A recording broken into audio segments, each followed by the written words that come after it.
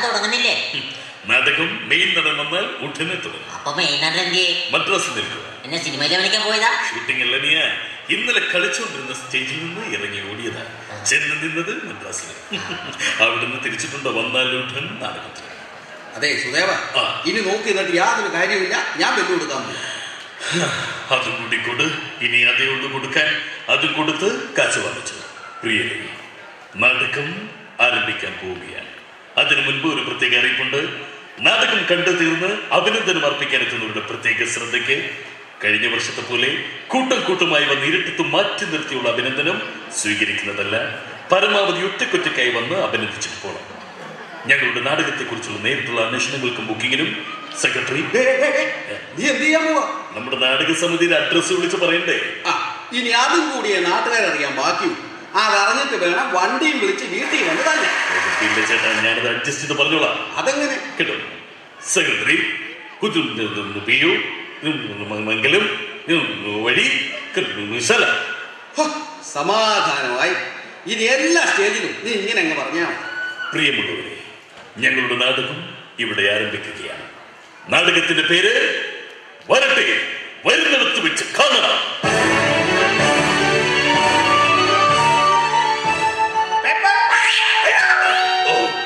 ഈശ്വര, കഴുത്തക്ക് പോകാത്തത് ഭാഗ്യം. നിയമസഭ വളയും സിമന്റും മണലും ശരിയായ രീതിയിൽ ചേർത്ത് കഴിയില്ല. അല്ല പിന്നെ ഇത്ര വലിയ കെട്ടിടം വളരണോ?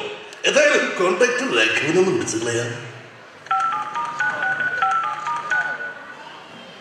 നിങ്ങൾ വിളിക്കുന്ന സബ്സ്ക്രൈബർ ഇപ്പോൾ പരിധിക്ക് പുറത്താണ്. ദയവ് ചെയ്ത് അല്പസമയത്തിന് ശേഷം വീണ്ടും വിളിക്കുക. ഓ ശരി ശരി. വരുമ്പോൾ കലിമംഗലം സുധാകരൻ വിളിച്ചു എന്ന് പറഞ്ഞാൽ മതി. അവിടെ ഭാര്യയാണെന്ന് തോന്നുന്നു. ശബ്ദം കേട്ടതല്ലേ? ശരിയാണ്. ഇവിടെ ഇവിടെ നിർത്തി. സാവിത്രി, സാവിത്രി, പതിവില്ലാതെ കൊച്ചു കൊടുപ്പാൻ കാലത്ത് കിടന്ന് ഉറങ്ങുമ്പോ എന്തിനാ മനുഷ്യ ഇങ്ങനെ കിടന്ന് ഒച്ച വെക്കുന്നത്? ഈ കൊച്ചു വെളുപ്പാങ്കാലത്ത് ആരെങ്കിലും കേട്ടാൽ നിങ്ങൾക്കൊരൽപ്പം പതുക്കെ സംസാരിച്ചുകൂടെ? എന്റെ കണ്ണ് കടോറും പൊട്ടി. സാവിത്രി, ഞാൻ പുറത്തേക്ക് പോയിട്ട് വരാം. ബൈ എന്നെ തിരക്കിയ പലിശക്കാരനോട് വരികയാണെങ്കിൽ ഞാൻ ഗോപാലിന്റെ വീട്ടിൽ കാണുമെന്ന് പറഞ്ഞാൽ മതി. അപ്പോൾ അവൻ നിങ്ങളെ തിരക്കി ആ ഗോപാലിന്റെ വീട്ടിലേക്ക് വരില്ലേ? വരും. പക്ഷെ ഞാൻ ഗോപാലിന്റെ വീട്ടിൽ പോകുന്നില്ലല്ലോ. ആരൊക്കെ ഇങ്ങോട്ട് വരുന്നുണ്ട്? അല്ല, ഇത് ആരൊക്കെയാ വന്നിരിക്കുന്നത്? ഈ വഴിയൊക്കെ അറിയോ സാവിത്രി? നിനക്കൊരു മനസ്സിലായോ? ഇല്ല, മനസ്സിലായില്ല. അതെ, എനിക്ക് മനസ്സിലായില്ല. അല്ല, ഈ വഴിയൊക്കെ അറിയാവോന്ന് ചോദിച്ചു. അതെ, വഴിയൊക്കെ അറിയാവോന്ന് ചോദിച്ചു. നിനക്ക് ആരാ ഈ വഴി പറഞ്ഞത്? ഇറങ്ങടാ പുറത്ത്. അമ്മാവൻ എന്നെ മനസ്സിലായില്ലേ? ഇത് ഞാൻ അമ്മാവാ. അമ്മാവന്റെ ഒരു അനന്തരവൻ മനോഹരൻ. മനോഹരൻ, നീ? ഞാൻ വീണ്ടും വന്നു അമ്മാവാ. എന്തിന്? ഈ വീടിന്റെ അകത്തളത്തിൽ തളർന്നു കിടക്കുന്ന എന്റെ അശ്വതിക്കുട്ടിയുടെ തളർച്ച മാറ്റാൻ. എങ്ങനെ നീ അത് മാറ്റും? ഞാൻ പാടും അമ്മാവാ, പാടും. എല്ലാം മറന്ന് ഞാൻ അവളുടെ മുമ്പിൽ പാടും. അവളുടെ വീട്ടിൽ ആരുമില്ലാത്ത സമയത്ത് നീ എന്റെ കുഞ്ഞിനെ പാടി തളർത്തിയിട്ട് പോയത്. വീണ്ടും വന്നിരിക്കുന്ന പാടി കൊല്ലാൻ മേലാലും പാടി ചോദിക്കുന്നത്. ഏതായാലും അവൻ നമ്മുടെ മരുമകനല്ലേ. അവനോട് ഇത്ര ക്രൂരമായി പെരുമാറരുത്. ഒരൽപ്പം മയത്തിൽ സംസാരിച്ചു കൂടെ? മനോഹര അമ്മായി, ഞാൻ പോകുന്നു. ഏതെങ്കിലും ഒരു സന്ധിയിൽ തൊണ്ടക്കേറി പാടിക്കൊണ്ട് ഞാൻ വീണ്ടും വരും. എല്ലാം മറക്കാൻ ശ്രമിക്കുമ്പോ ഓരോന്ന് വന്ന് ഓർമ്മിപ്പിക്കുന്നു. എനിക്കറിയാം നിങ്ങളുടെ മനസ്സിന്റെ വിഷമം. എല്ലാത്തിനും കാരണക്കാരി ഈ ഞാനാണ്. എല്ലാ ദുഃഖങ്ങളും മനസ്സിലൊതുക്കി വെച്ചുകൊണ്ട് നിങ്ങൾക്ക് എങ്ങനെ ജീവിക്കാൻ കഴിയുന്നു? നിങ്ങൾക്കൊന്ന് പൊട്ടിക്കരഞ്ഞുകൂടെ? അതുമല്ലെങ്കിൽ എന്നെ ഒന്ന് സഹായിച്ചുകൂടെ? ഇതുമില്ലെങ്കിൽ ഈ കൈ കൊണ്ട് എന്നെ രണ്ട് തല്ലെങ്കിലും തല്ലിക്കൂടെ? ഞാനൊന്ന് തല്ലാൻ പറഞ്ഞപ്പോ എന്നെ പട്ടിയെ തല്ലുന്ന പോലെ തല്ലിയല്ലേ? എന്താ തിരിച്ചു തല്ലണമെന്നുണ്ടോ? തല്ലടി, തല്ല. സന്തോഷമായി സാവിത്രി, എനിക്ക് സന്തോഷമായി. ഞാൻ ചോദിച്ചു, നീ തന്നു. നിനക്കിപ്പോ മനസ്സിലായില്ലേ ഞാൻ നാണവും കെട്ടവനാണെന്ന്? ഈശ്വര, ഈ വീട്ടിൽ ഇതെല്ലാം കണ്ടും കെട്ടും ജീവിച്ചിരിക്കുന്നതിനേക്കാൾ നല്ലത് എവിടെയെങ്കിലും പോയി സുഖമായി ജീവിക്കുന്നത്. മോളെ ഗായത്രി, എന്താ അച്ഛാ? വാതിലടച്ചേക്ക്. പുറത്തിറങ്ങിയിട്ട് വരാം. ശരി അച്ഛാ.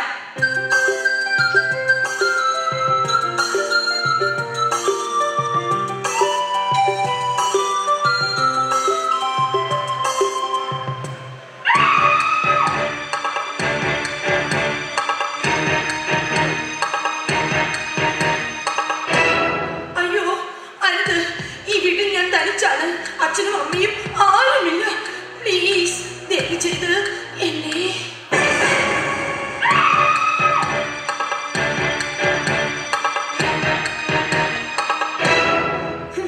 ഒരിക്കൽ കൂടി വരട്ടെ, കാണിച്ചു കൊടുക്കാം. ഞാൻ തിരിച്ചു വരില്ലാതെ കരുതി അല്ലേ?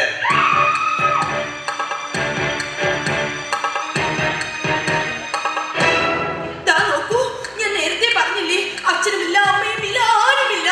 ദയവ് ചെയ്ത് എന്നെ.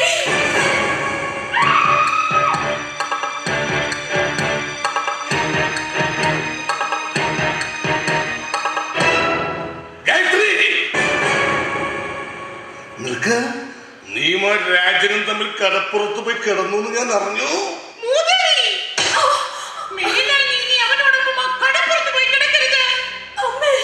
ഇവിടെ കട്ടിലുള്ള കാര്യം എന്റെ മോള് മറക്കരുതായിരുന്നു.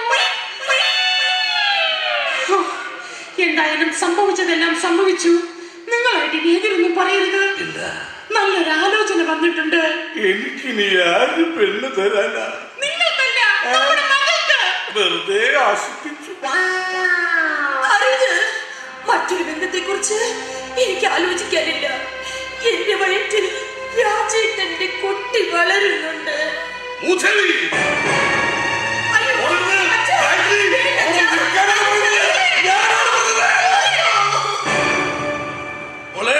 ഇപ്പോൾ ശരീരം അനങ്ങാൻ പാടില്ല. ആദ്യത്തെ 2 മാസം വളരെ ശ്രദ്ധിക്കണം. ആവശ്യം എന്തെങ്കിലും ഉണ്ടെങ്കിൽ അച്ഛൻ സാധിച്ചില്ല. പറ്റിയത് പറ്റി.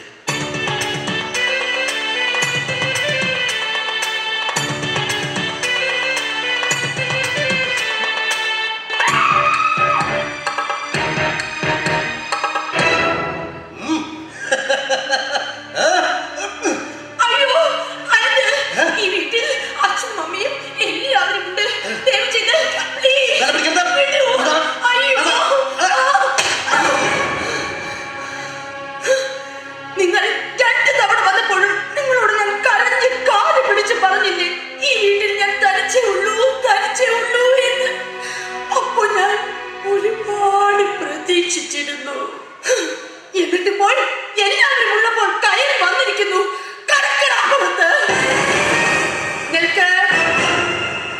ഫോൺ നമ്പർ തന്നിട്ട് പോണം. ആളില്ലാത്തപ്പോൾ ഞാൻ തീർച്ചയായിട്ടും വിളിക്കാം.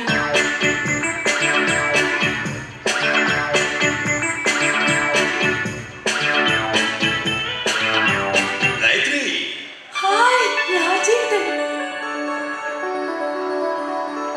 എന്താ രാജേട്ടാ വരാൻ വൈകിയത്? വരുന്ന വഴിക്ക് അമ്പലത്തിൽ ഒന്ന് കയറി. എന്താ വിശേഷിച്ച്? പ്രത്യേകിച്ച് വിശേഷമൊന്നും ഉണ്ടായിട്ടല്ല. ഈ ചെരുപ്പൊന്ന് മാറിയെടുക്കണമായിരുന്നു. പിന്നെ ഞാനൊന്ന് അറിഞ്ഞു. ഇന്നലെ നടന്ന വിദ്യാർത്ഥി സമരത്തിന്റെ മുന്നിൽ എന്റെ രാജേട്ടനായിരുന്നു അല്ലേ? രാജേട്ടനെ പോലീസുകാർ കണ്ടതോ? പോലീസുകാർക്ക് എന്നെ ഒരു ചുക്കും ചെയ്യാൻ സാധിച്ചില്ല. ചെയ്തത് മുഴുവൻ ആ സീയും കൂട്ടരുമായിരുന്നു. പിന്നെ ഒന്നുണ്ട്, കളരിയും കുമ്പവും അറിയാവുന്നത് കൊണ്ട് ഒരൊറ്റടിയും പാഴായില്ല. എല്ലാ അടിയും ഞാൻ നിന്നങ്ങ് കൊണ്ടു. ഗായത്രി അറിയോ, മാറിയും തിരിഞ്ഞും പലരും എന്നെ ചോദ്യം ചെയ്തു. പക്ഷേ കമാന്നൊരക്ഷരം ഞാൻ മിണ്ടിയില്ല. അല്ലെങ്കിലും എനിക്കറിയാം എന്റെ രാജേട്ടന്റെ ചങ്കൂറ്റം. ഇത് ചങ്കൂറ്റമല്ല. വായിൽ തുണി തിരികെ ഇടിച്ചാൽ ആരാ പിന്നെ മിണ്ടുക? അതൊക്കെ പോട്ടെ. പിന്നെ ചേട്ടൻ പോയ കാര്യം എന്തായി? ചേട്ടന്റെ ജോലിക്കാര്യത്തിൽ വല്ല തീരുമാനമായോ? അങ്ങനെ ഇന്ന് അതിനൊരു തീരുമാനമായി. ഈശ്വര, എന്റെ പ്രാർത്ഥന ഫലിച്ചു. ശരിയാ, എന്നെ ജോലിയിൽ നിന്നും അവർ പിരിച്ചുവിട്ടു. രാജേട്ടാ, എനിക്ക് രാജേട്ടന്റെ മടിയിൽ തല വെച്ച് മരിക്കണമെന്നാണ് ആഗ്രഹം. എന്നിട്ട് വേണം പോലീസുകാർ വന്ന് എന്നെ കൊലക്കുറ്റത്തിന് അറസ്റ്റ് ചെയ്ത് ലോക്കപ്പിലാക്കാൻ. രാജേട്ടാ, നമ്മുടെ ഈ ബന്ധം അച്ഛൻ ഒരിക്കലും അംഗീകരിക്കുമെന്ന് എനിക്ക് തോന്നുന്നില്ല. നമുക്ക് ഇന്ന് തന്നെ ഒളിച്ചോടാം.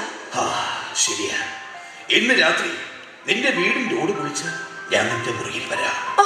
അയ്യോ, അത് വേണ്ട രാജേട്ടാ, ഞാൻ വാതിൽ തുറന്നിട്ടേക്കാം. ഇനി ആലോചിച്ചിട്ട് കാര്യമില്ല. നമുക്ക് എങ്ങോട്ടെങ്കിലും ഉടനെ രക്ഷപ്പെടാം.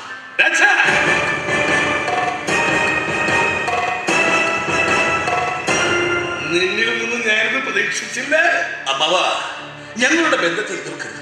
ഞങ്ങളുടെ ഹൃദയങ്ങൾ പരസ്പരം കൈമാറി. ഏത് ആശുപത്രിയിൽ വെച്ച്? അതല്ല, ഞങ്ങൾ തമ്മിൽ അടുപ്പാണെന്ന്. അടുപ്പില അല്ല, അടുപ്പത്തിലാണെന്ന്. ഈ ബന്ധം ഒരിക്കലും നടക്കില്ല. നീ ആ രമണിയുടെ വീട്ടിൽ ചുറ്റിപ്പറ്റി നടക്കുന്ന വിവരം ഞാൻ അറിയില്ലെന്ന് വിചാരിച്ചു. ബാബാ, വൃത്തിയോട് പറഞ്ഞു നടക്കരുത്. അമ്മാവൻ പറയുന്നു ഈ രമണിയുടെ വീടും എന്റെ വീടും തമ്മിൽ ഏതാണ്ട് 25 കിലോമീറ്റർ വ്യത്യാസമുണ്ട്. വ്യത്യാസം? പത്തായിരത്തിൽ നെല്ലുണ്ടെങ്കിൽ എലിയങ്ങ് പാലക്കാട്ടിൽ നിന്ന് വരും. അമ്മാവാ, ഇനി ആരും ഒന്നും സംസാരിക്കണ്ട. ഈ തിരുമുറ്റത്തൊരു പന്തലിട്ട് നിങ്ങളുടെ വിവാഹം ഞാൻ നടത്തും. സാധ്യമല്ല. എന്തുകൊണ്ട്? ഇവിടെ സ്ഥലക്കുറവല്ലേ, നമുക്ക് വല്ല ഓഡിറ്റോറിയവും ബുക്ക് ചെയ്യേണ്ടി വരും. രാജ, മോനും അടുത്ത് വന്നേ. എന്താ അമ്മാവ? നീ ഇവിടെ എങ്ങും ജനിക്കേണ്ടവനല്ല. പിന്നെ നീ ജനിക്കേണ്ടവനേ അല്ല. അമ്മാവാ, അതെടാ, നീ ഈ വീട്ടിൽ നിൽക്കുന്നിടത്തോളം കാലം എന്റെ ഭാര്യക്കൊരു സ്വയം ഉണ്ടാവുകയില്ല. ഇനി എന്ത് വേണമെന്ന് എന്റെ മോള് തീരുമാനിച്ചാൽ മതി. വരേ വരാ. രാജേട്ടാ, ഒരിക്കലും നമ്മുടെ കുടുംബക്കാരുടെ സംഭവത്തോടു കൂടി നമുക്ക് ഒരുമിച്ച് ജീവിക്കാനാവില്ല. ഗായത്രി, സത്യം. അതുകൊണ്ട് തന്നെ എനിക്ക് കഴിക്കാനുള്ള ഈ ആഹാരത്തിൽ ഞാൻ വിഷം ചേർത്ത് വെച്ചിരുന്നു. ഗായത്രി, നീ സത്യം. ഗായത്രി, എങ്കിൽ നിന്നോടൊപ്പം മരിക്കാൻ നിന്റെ ആ പഴയ കളിക്കൂട്ടുകാരൻ ഈ രാജ്യമുണ്ട്. നിന്റെ കൈകൊണ്ട് വേണം എനിക്ക് വാരിത്തരാൻ. ഞാൻ ചോദിച്ചാൽ നീ എന്തും തരുമോ? എന്റെ രാജ്യത്തിന് ഞാൻ എന്തും തരും. എങ്കിൽ നീ മർത്ത വിളിച്ച എന്റെ രാജേട്ടാ. ഗായത്രി, നമ്മുടെ അവസാനത്തെ അത്താഴം അല്ലേ? അതെ. ഇതാ,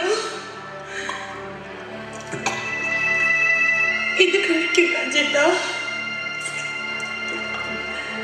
ഇതും കൂടി കഴിക്കും രാജേട്ടാ. മതി, ഇനി എന്റെ മോള് കഴിക്കും. കഴിക്കും ഗായത്രി. ഓ, എനിക്കിപ്പോ വേണ്ട രാജേട്ടാ. അതെന്താ? എനിക്ക് തീരെ വിശപ്പില്ല. ഞാനേ പിന്നെ കഴിച്ചോളാം. ഗായത്രി.